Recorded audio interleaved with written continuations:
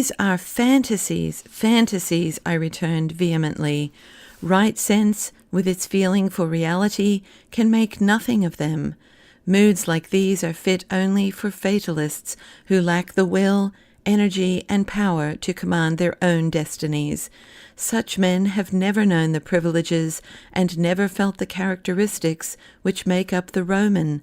They are devoid of prowess, and therefore do not know the delight of battle, and they have never drained the beaker of victory. They have never experienced the peculiar intoxication which comes with conquest and mastery by the sword. And just as they are completely alien to such joys, so their character is alien to discipline. Submerged in their passion of submission, they know nothing of the true will to love, will to mastery, to revenge, to combat. They know nothing of life and the world.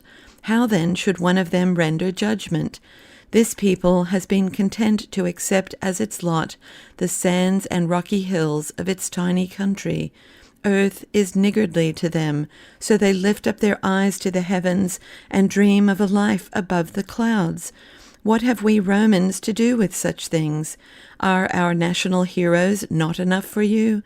Would you exchange the great Marius, Sulla, Caesar, the god Augustus, our own commander Germanicus, who conquered the world for Rome, in favor of the Jewish patriarchs, so that you may sit with them in the kingdom of heaven?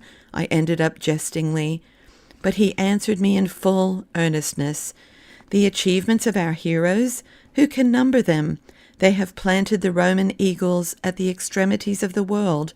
They have brought under Roman rule countless peoples. Who shall deny their valor? But could they command spirits in the same way as they command their soldiers? Could they change their own destinies, determine new fates for themselves? Could they spread out a net beneath themselves to save them when they fell into the bottomless abyss of death? Could they, with all their arms and armies, dull the tooth of the invisible worm which is called time, which gnaws so insolently the bodies of the great and the small?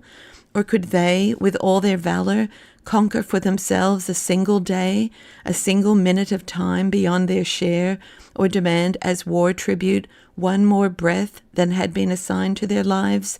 Could their triumphs yield them 1 second of pure joy, unembittered by the sick remembrance of the end? What is all their wealth, if it consists of the realities which are measured with the gauge of destruction? What are their victories, if victor and vanquished share the same fate, are flung together into the same pit of endless night? What are their deeds, if they are ground by the millstones of destruction and carried away by the winds of the past and extinguished by the nothingness of our limited being? Victory is that which creates eternal values, which are not subject either to time or to poison. Victory is that which creates the eternal joy of ever-enduring possession. Prowess is that which conquers evanescent passions and desires, those that satisfy without fulfilling. Victory over yourself prepares you to receive the great benediction of belief in one perdurable power, which in the fullness of its grace has taken you under its protection and keeps guard over you in all the worlds, through all time, in all the forms and existences to which you are consigned.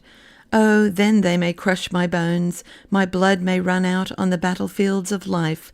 God will assemble my shattered bones and gather up my spilt blood and weave them again into a single wholeness. What fires can destroy me then?